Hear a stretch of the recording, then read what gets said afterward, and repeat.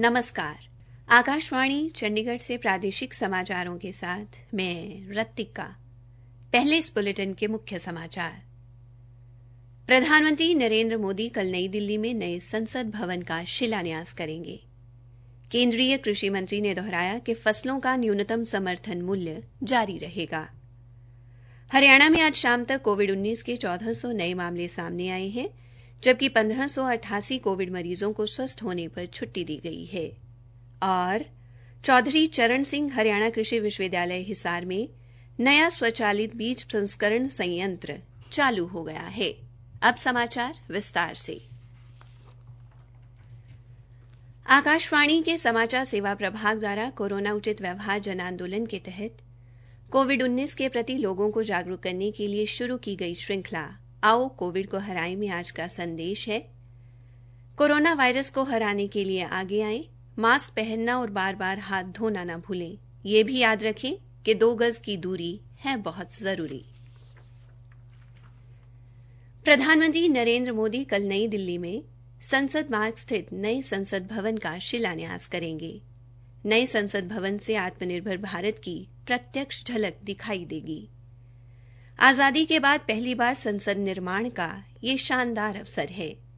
नया संसद भवन वर्ष 2022 में स्वतंत्रता की 75वीं वर्षगांठ के अवसर पर नए भारत की जरूरतों और आकांक्षाओं के अनुरूप होगा।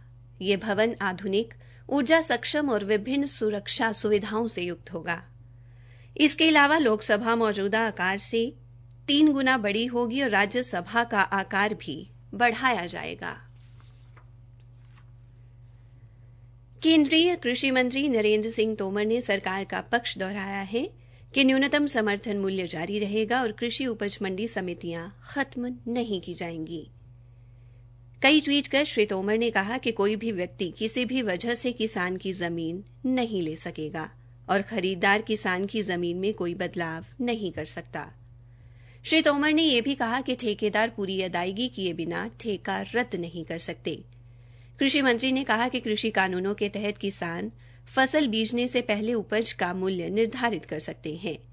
उन्होंने कहा कि खरीदारों को समय पर भुगतान करना होगा, अन्यथा उन्हें कानूनी कार्रवाई का सामना करना पड़ेगा। देश के कुल 9 राज्यों ने एक राष्ट्र एक राशन कार्ड प्रणाली लागू करने की प्रक्रिया पूरी कर ली है। हरियाणा, आंध्र प्रदेश, गोवा, गुजरात, कर्नाटक, केरल, तेलंगाना, त्रिपुरा और उत्तर प्रदेश राज्यों में सार्वजनिक वितरण प्रणाली में सुधारों की प्रक्रिया पूरी हो गई है। इसके बाद इन राज्यों को 23,523 करोड़ रुपए का अतिरिक्त ऋण लेने की अनुमति दी गई है।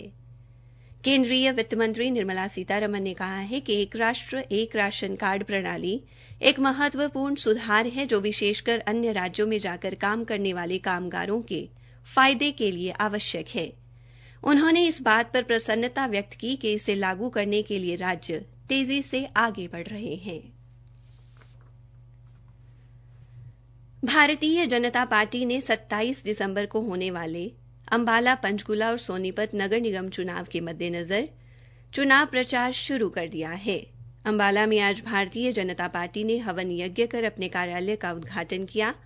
इस मौके पर अंबाला नगर निगम प्रभारी सुभाष बराला, अंबाला से सांसद एवं केंद्रीय राज्य मंत्री रतन लाल कटारिया, कुरुक्षेत्र से सांसद नायब सिंह सैनी और अंबाला से विधायक असीम गोयल भी मौजूद रहे। मीडिया से बातचीत में श्री बराला ने कहा कि चुनाव की सारी गतिविधियां इसी कार्यालय से चलेंगी। आने वाली 11 या 12 तारीख को बीजेपी अपने उम्मीदवार घोषित करेगी। जननायक जनता पार्टी द्वारा मेयर पद व 11 उम्मीदवारों के लिए टिकट की मांग पर श्री बराला ने कहा कि ये प्रदेश नेतृत्व तय करेगा। प्रादेशिक समाचार आकाशवाणी चंडीगढ़ से प्रसारित किए जा रहे हैं। हरियाणा में आज शाम तक कोविड-19 के 1400 नए मामले सामने आए हैं, जबकि 1588 कोविड मरीजों को स्वस्थ होने पर अस्पताल से छुट्टी दी गई है। विभिन्न जिलों से हमारे संवाददाताओं से मिली जानकारी के अनुसार पंचकुला जिले में आज 96, अंबाला जिले में 50, फरीदाबाद जिले में 218, यमुनानगर जिले में 13, सिरसा जिले में 47 और भिवानी जिले में 14 लोगों में कोविड संक्रमण की पुष्टि हुई है। जबकि फरीदाबाद जिले में 247, भिवानी जिले में 18, यमुनानगर जिले में 17, अंबाला जिले में 37, पंचकूला जिले में 31 और सिरसा जिले में 32 कोविड मरीजों को स्वस्थ होने पर छुट्टी दी गई है। आज यमुनानगर और अंबाला में 1-1 और फरीदाबाद में 3 कोविड मरीजों की मृत्यु भी हुई है। चौधरी चरण सिंह हरियाणा कृषि विश्वविद्यालय हिसार में आज कुलपति प्रोफेसर समर सिंह ने रामधन सिंह बीज फार्म पर नए स्वचालित बीज प्रसंस्करण संयंत्र का उद्घाटन किया। उद्घाटन के बाद अपने संबोधन में उन्होंने कहा कि अब विश्वविद्यालय में विभिन्न फसलों के गुणवत्ता वाले बीज और अधिक मात्रा में तैयार किए जा सकेंगे। प्रोफेसर समर सिंह ने कहा कि इससे विश्वविद्यालय द्वारा बीज तैयार करने के लिए ऊर्जा व श्रम पर होने वाला खर्च भी कम होगा। उन्होंने इस मौके पर फार्म की प्रति इकाई उत्पादनशीलता को बढ़ाने के लिए ड्रोन तकनीक को अपनाने पर बल दिया। उन्होंने भारतीय कृषि अनुसंधान परिषद द्वारा जारी रैंकिंग में सभी राज्य कृषि विश्वविद्यालयों की श्रेणी में विश्वविद्यालय को तीसरा स्थान मिलने पर सभी वैज्ञानिकों और विश्वविद्यालय के कर्मचारियों को बधाई दी। हरियाणा में विभिन्न जिलों में कई स्थानों पर घना कोहरा छाने से जनजीवन प्रभावित हुआ है और सड़क दुर्घटनाओं में भी वृद्धि हुई है। यमुनानगर से हमारे संवाददाता ने सुबह के समय घना कोहरा पड़ने और दोपहर होने तक दृश्यता में कमी होने की खबर दी है।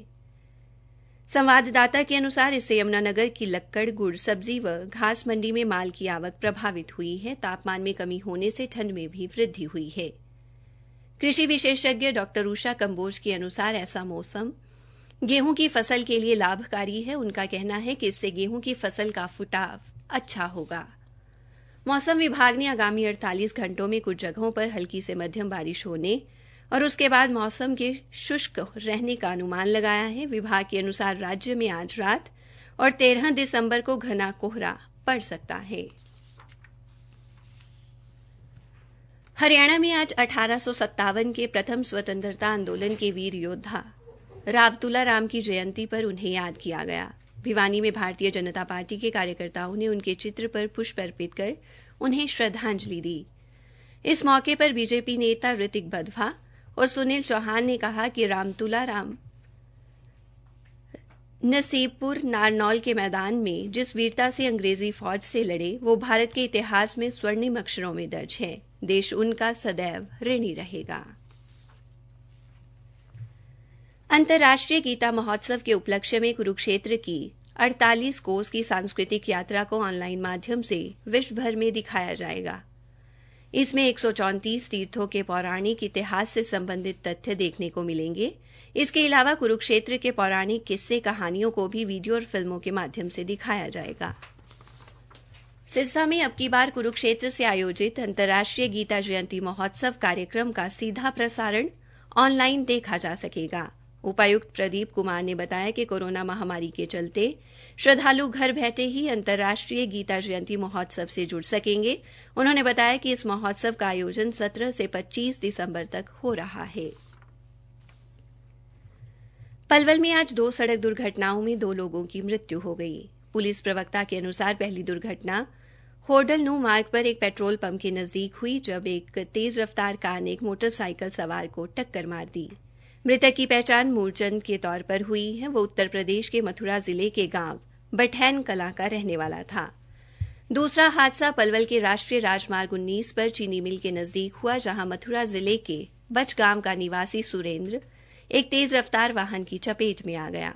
पुलिस ने पोस्टमार्टम के बाद दोनों के शव परिजनों को सौंप दिए हैं। इसी के साथ प्रादेशिक समाचार समाप्त हुए।